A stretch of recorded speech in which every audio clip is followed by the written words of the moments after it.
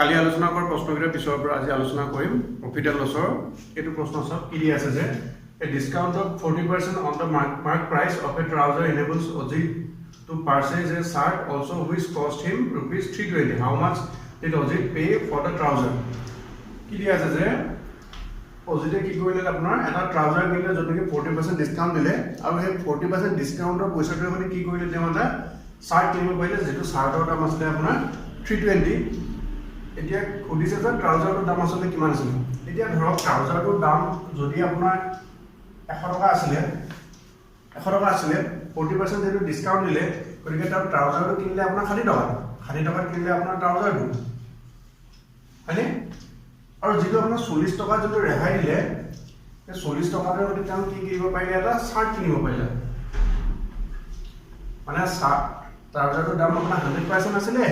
তাৰে যেটো 40% ডিসকাউন্ট দিলে এই 40% যদি তেওঁ শাৰ্টটো কিনিলে আৰু 60% টো দিবলৈ কি কিনিলে তেওঁ ট্ৰাউজাৰটো এটা দিয়া আছে 40% মানে কিমান আছিল 40% মানে আপোনাৰ 320 খুদিছে আপোনাৰ ট্ৰাউজাৰটো মানে কিমান ট্ৰাউজাৰটোৰ দাম কিমান দিলে আছিল আসল লিখা দামটো না মাৰ্ক প্ৰাইসটো কোঠা নাই খুদিছে যে ট্ৰাউজাৰটো আপোনাৰ কিমান দিলে তাহলে 60% টো কিমান আমি হেতু লিয়াব লাগিব 60% মানে কিমান হ'ব 320 divided by 40 মানে into 60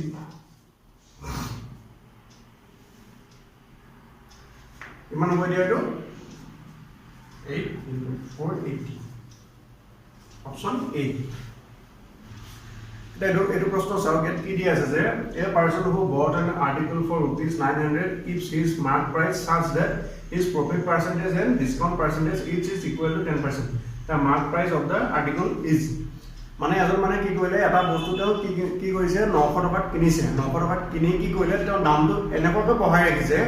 যাতে তেও ডিসকাউন্ট দিব 10% দেখুৱাই ডিসকাউন্ট দিব 10% আৰু তেও লাভ হ'ব 10% তেও আসলে বহাই পেলে কিমান লিখি দিছে দামটো মাৰ্ক প্ৰাইসটো কিমান আমাক খুদিছে এটো এটা চাওক এটো কস্ট প্ৰাইস এটো হল মাৰ্ক প্ৰাইস যোনটো বহাই লিখি দিব এটো হল আপোনাৰ সেলিং প্ৰাইস এই তিনটা মানে কস্ট প্ৰাইসটো তেও 900 আমাক দিয়া আছে কথাটো হল যে তেও 10% ইয়াত তেও প্ৰফিট পাব লাগিব গতিকে তেও বেচিব লাগিব আপোনাৰ 990 মানে 990 টো বেচিবই লাগিব কাৰণ 10% তেতিয়া পাব আৰু মাৰ্ক প্ৰাইসটো এটো এনেভাবে বহাই ৰাখিব যাতে এইটোৰ পৰা উল্টা যদি আকৌ 10% যদি ডিসকাউন্ট যদি দিব তেতিয়া আৰু 990 হ'ব লাগিব তাৰ মানে মাৰ্ক প্ৰাইসটো যদি 100 হয় এটো তেতিয়া হলে 90 হ'ব মাৰ্ক প্ৰাইসটো যদি আমি 100% বুলি ধৰো তেতিয়া সেলিং প্ৰাইসটো মানে কিমান হ'ব 90% হ'ব কাৰণ তেতিয়া 10% ডিসকাউন্টত সেলিং প্ৰাইস এটো হ'ব গতিকে 990 টো যদি আপোনাৰ 90 হয় তেতিয়া হলে আপোনাৰ তেতিয়া 100 টো কিমান এটো যদি কটাকটি কৰো এটো হল আপোনাৰ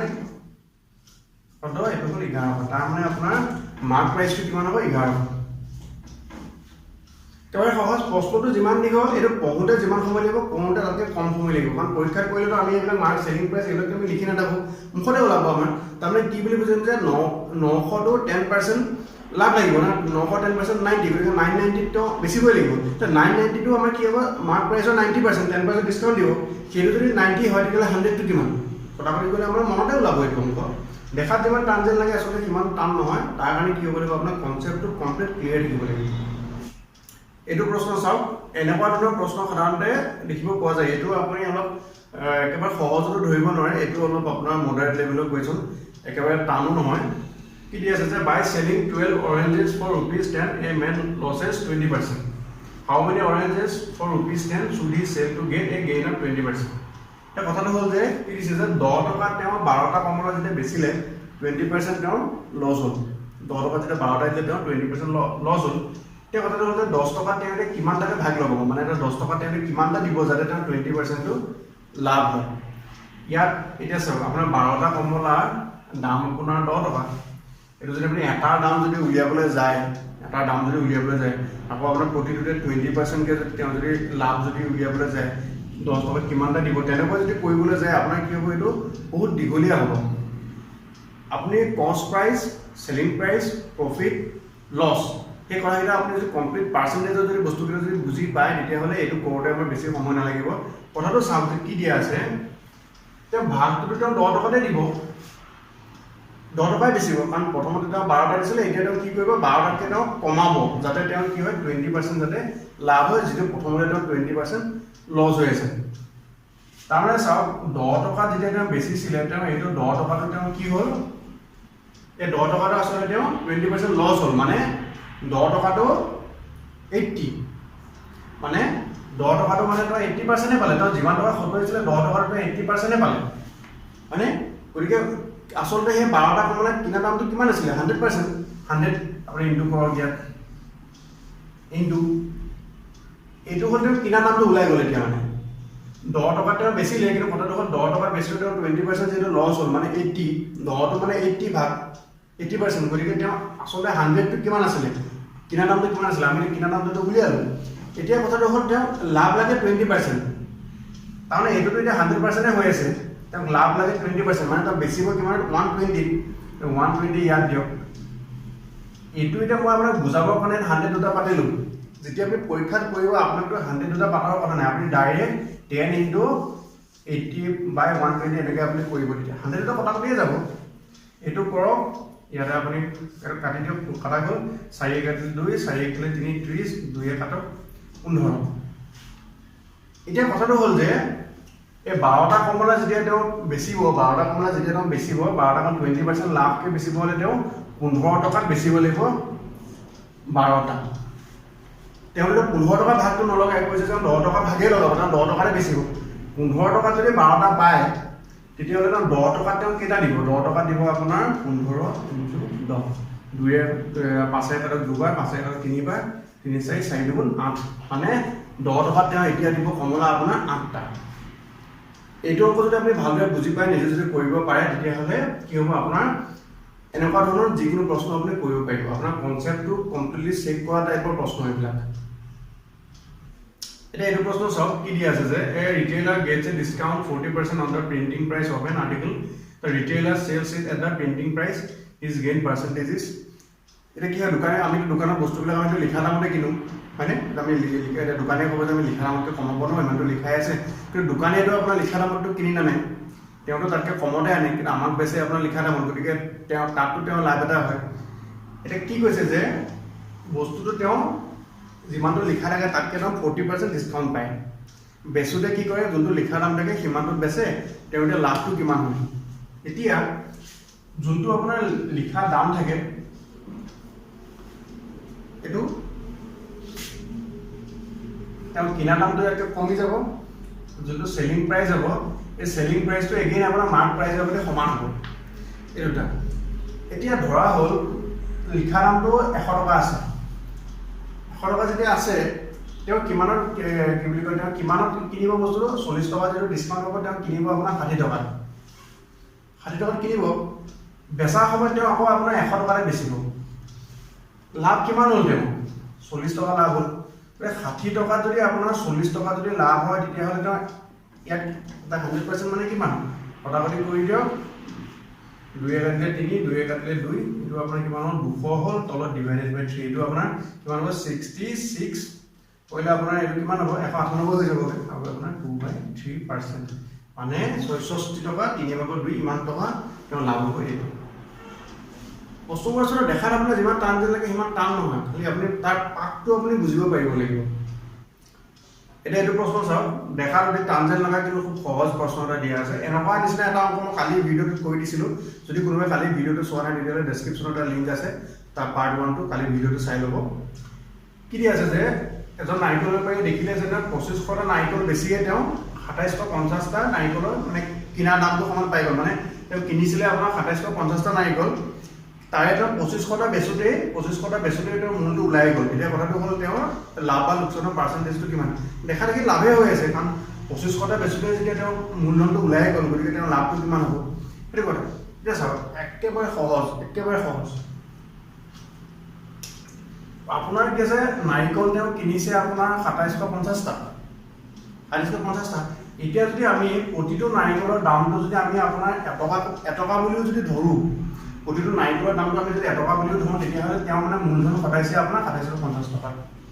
হয়নে নাৰিকল তেওঁ বেচিলে আপোনাৰ 2500 টা 2500 নাৰিকল বেচিলে 2500 নাৰিকল বেচিলে তেওঁ বাকি থাকিলে আপোনাৰ কিমানটা নাৰিকল 250 টা নাৰিকল থাকিলে 250 টা থাকিলে মানে এই 250 টা বেছি পেলাই তেওঁ যিমানটো টকা পাব সেইটো তেওঁ লাভ মানে 2500টা নাৰিকলৰ যোনটো বেচা দাম হ'ব সেইটো তেওঁৰ কাৰণে লাভ গতিকে তেওঁ 100 কেইটকা লাভ হ'লে বুলি সেইটো উলিয়াব এতিয়া চাওক 2500টা নাৰিকলৰ বেচা দাম কিমান 2750 টকা কাৰণ আমি এটকাকে বুলি মই মনতে ভাবি লৈছো 2500টা নাৰিকলৰ বেচা দাম যদি 2750 টকা হয় তেতিয়াহ'লে 250 নাৰিকলৰ বেচা দাম কিমান হ'ব 250 নাৰিকলৰ বেচা দাম এইটো আমাৰ 275 টকা হ'ব মানে ব্যৱসায়ত তেওঁ খটালে 2750 টকা লাভ হ'ল 275 টকা গতিকে তেওঁ লাভ পাৰ্চেন্ট কিমান তেতিয়াহ'লে দেখা দেখি ওলাই আছে এইটো 10% প্ৰফিট বুজি পাইছেনে কথাটো কি হ'ল 2500টা নাৰিকল বেছিয়ে তেওঁ 2750টা নাৰিকল বেচা হ'ল পইচা ওলাই গ'ল তেওঁ গতিকে তেওঁ 250টা নাৰিকল বেচিলে যিমান টকা পাব সেইটো তেওঁৰ মানে লাভ হ'ব এটা 2500 নাৰিকলৰ বেচা দাম 2750 টকা দিয়া আছে কাৰণ 2750 টা কিনা দামৰ সমান ইয়াতে পাই গ'ল বেচুতে পাই গ'ল 2500 নাৰিকলৰ বেচা দাম যদি 2750 টকা হয় তেতিয়াহ'লে 250 নাৰিকলৰ বেচা দাম কিমান 275 টকা এটো তেওঁ লাভ ব্যৱসায় খটুৱাইছে মানে কিনা দাম হ'ল তেওঁ 2750 টকা লাভ পালে 275 টকা গতিকে এইটো 10% দেখা দেখি ওলাই আছে এইটো প্ৰশ্ন চাওক কি দিয়া আছে প্ৰশ্নটো এইটো ভালদৰে বুজিবলগীয়া প্ৰশ্ন দেই মানে কি হ'ল প্ৰশ্নবিলাক কি অলপ পাক থাকে আমাৰ বাইক যেতিয়া কি হয় পৰীক্ষাত আমি প্ৰশ্নবিলাকৰ যোনটো বাক্যটো যদি আমি ভালদৰে বুজি নাপাওঁ অৰ্থটো যদি আমি ভালদৰে বুজি নাপাওঁ তেতিয়া কি হয় আমাক কওঁতে ভুল হৈ যায় এটা প্ৰশ্ন যদি কেতিয়াবা কি হয় কওঁতে অলপমান যদি তাৰ পাক লাগি যায় পৰীক্ষাত আপোনাৰ গোটেই মানে পৰীক্ষাটো প্ৰায় বৰবাদ হৈ যোৱাৰ নিচিনা হয় কিয় মানে সময়টো এইফালে গুচি গ'ল কেতিয়াবা কি হয় আমাৰ পৰীক্ষা হলত যদি জেদত লাগি গ'ল যে নাই মইতো কৰি উলিয়াই মাৰি বুলি সিফালে আপোনাৰ পৰীক্ষা চেছ গতিকে পৰীক্ষা যদি কেতিয়াবা এনেকুৱা হৈ যায় যে আপোনাৰ বোলে এইটো মোৰ নোৱাৰা যেন লাগিছে অলপ পাক লাগিছে সেইটো তাতে এৰি দিয়াই ভাল যদি সময় থাকি যায় পিছত তাৰপিছত আহি কৰিব লাগে কিন্তু মানে এইটো নিজৰ মানে ইগোত লৈ ল'লে বহুত দিগদাৰ পৰীক্ষা এইটো যে কি দিয়া আছে যে by selling 144 tin boxes common suffered a loss equal to selling price of 6 boxes if the total cost price of the boxes is rupees 7200 the selling price of a box is কি দিয়া আছে যে কমলে কি কৰিলে আপোনাৰ 144টা box বেচিছে 144টা বক্সৰ কিনা দামটো আপোনাৰ দিয়া আছে 7200 টকা যেতিয়া বেচুতে কি হ'ল তেওঁ লছ হ'ল লছটো কিমান 6টা বক্স বেচুতে যিমান পইচা পাইছে মানে 6টা বক্সৰ যোনটো বেচা দাম সেই বেচা দামটো সমান লছ এই কিনা দামটো যদি আমি যদি উলিয়াবলৈ যাওঁ কিনা দামটো আপোনাৰ ওলাই আছে মানে 144টা বক্সৰ কিনা দামটো 7200 গতিকে ইয়াৰ যদি হৰণ কৰোঁ এটা বক্সৰ দাম মানে 50 টকা লোকচানটো কিন্তু 6% 300 নহয় লোকচানটো 300 টকা লোকচান হোৱা নাই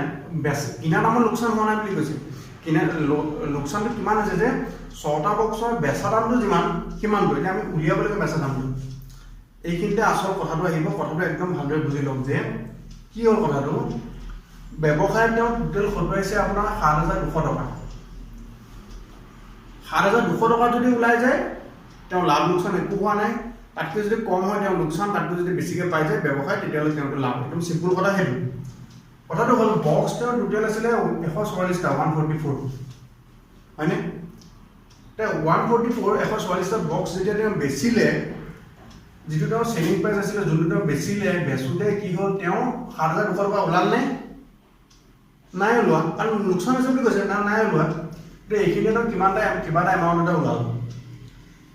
এই এমাউণ্টটো কিমান কম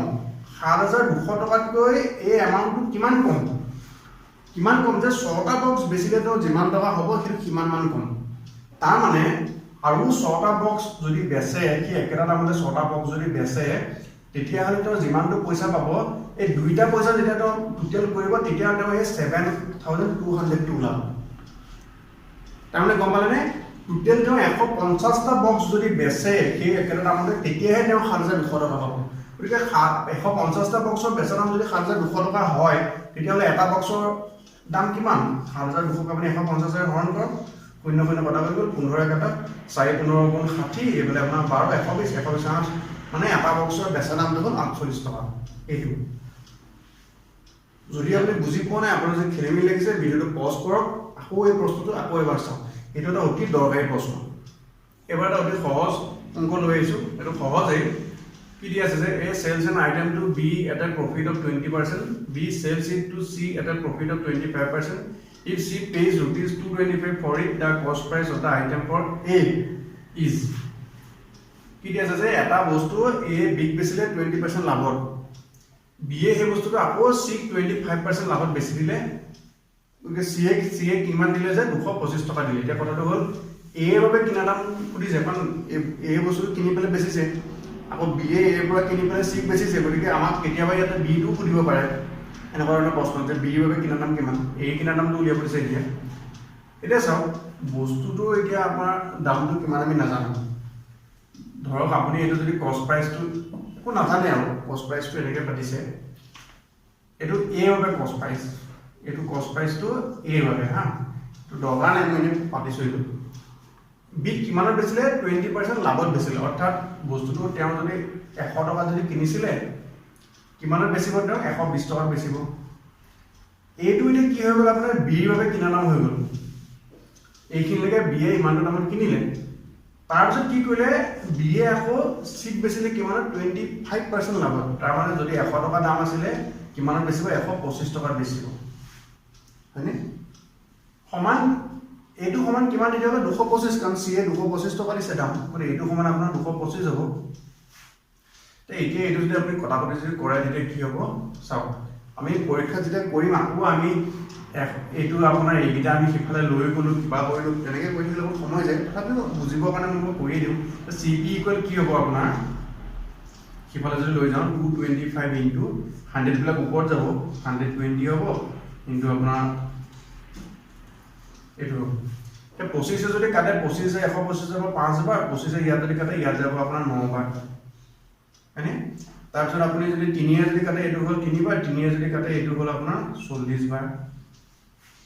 তাৰ 5 আপুনি এটা কাটি দিয়ক এইটো 20 হ'ল 20 ইয়াক কাটক 2 হ'ল 2 ইয়াক কাটক 50 50 তিনি গুণ আপোনাৰ 150 এইটো হ'ল আপোনাৰ এ বাবে কিনা দাম প্ৰশ্নৰ নাম সুধিছে এ বাবে কিনা দাম যদি আমি বি বাবে কিনা দাম যদি সুধিলে হয় তে বি বাবে কিনা দামটো কিমান হ'ব এই আপোনাৰ 150 ত কিনিছে 150 ত কিনি পেলাই ইয়াক আপোনাৰ 20% লাভত বেচিলে মানে এইটো যদি আপুনি কৰে তেতিয়া কি হ'ব 15 গুণ 12 এইটো আপুনি কৰিব লাগিব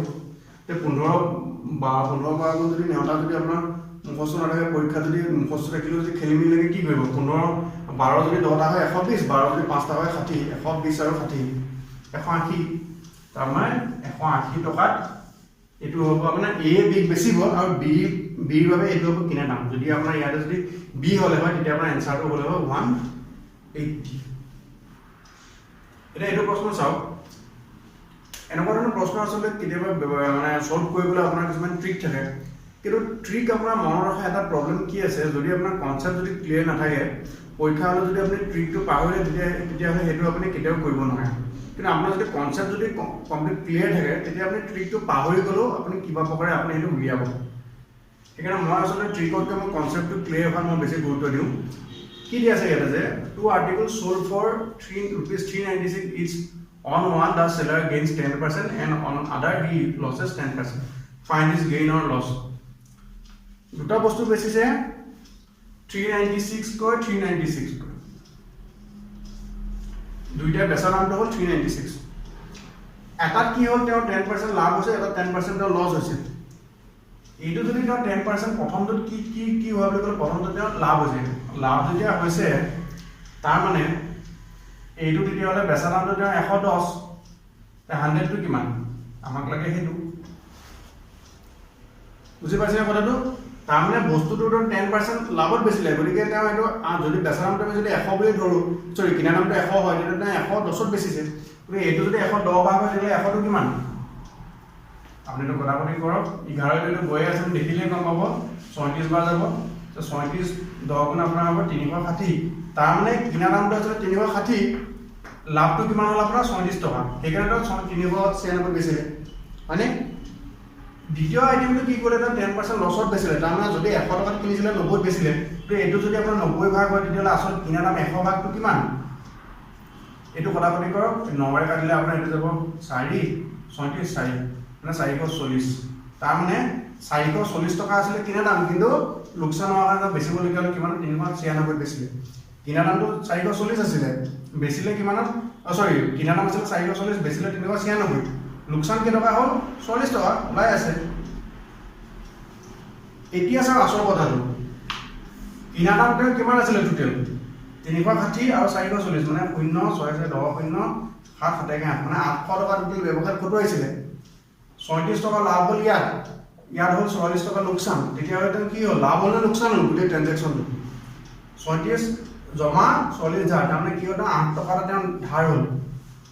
800 টকাত 8 টকা লোকচান 808 মানে কিমান 1%